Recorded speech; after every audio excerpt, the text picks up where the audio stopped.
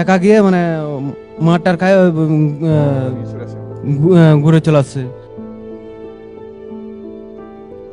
আমি স্যার উড়িষ্যা কটক রাজ্যে কাজ করতে গেছিলাম। ওখানে আমাকে বাংলা কথা বলার জন্য বাংলাদেশি বলে আমাকে মারধর করেছিল।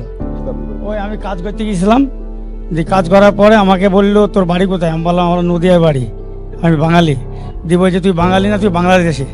দিয়ে আমাকে মারধর করে, আধার কার্ড সব নিয়ে নেয়, কেড়ি ছিঁড়ি ফেলি দেয়, এগুলো আধার কার্ড পাইনি।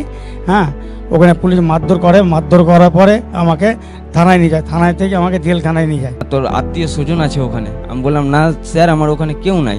তো বলছে না, আত্মীয় স্বজন আছে, তুই বাংলাদেশি, স্বীকার করতেই হবে তোকে যেমন করে হোক। আমাকে 4 জন বুট পরে এখানে পায়ে চেপে আর পাট্টা নিয়ে মেরে যাচ্ছে কি লাগাতার। আমার ভিতর শুকিয়ে গেছে। স্যার আমি বাংলাদেশি না, আমি ইন্ডিয়ান নাগরিক।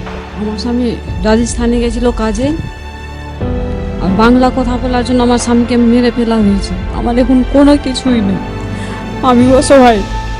আমার 2টো মেয়ে আছে, একটা ছেলে আছে, আমি কি করব আমি কিছুই ভাবি না। তখন ওরা এসে আমাদেরকে, আমার বাচ্চাগুলোকে, আমাকে সবাইকে উঠিয়ে নিয়ে গিয়েছিল। উঠিয়ে নিয়ে যে ওরা অনেক মারধর করেছিল, বাচ্চাটাকেও মেরেছিল, আমাকেও মেরেছিল। মারার পর তখন ওরা আমাকে বলছিল যে আপনারা বাংলাদেশি। আমি বলছি আমরা বাংলাদেশি না, আমরা মালদার ডিস্ট্রিক্টের লোক। স্যার আমি কর্ণাটক রাজ্যে কাজ করতাম, ব্যাঙ্গালোরে। আমি স্কুল বাস চালাই।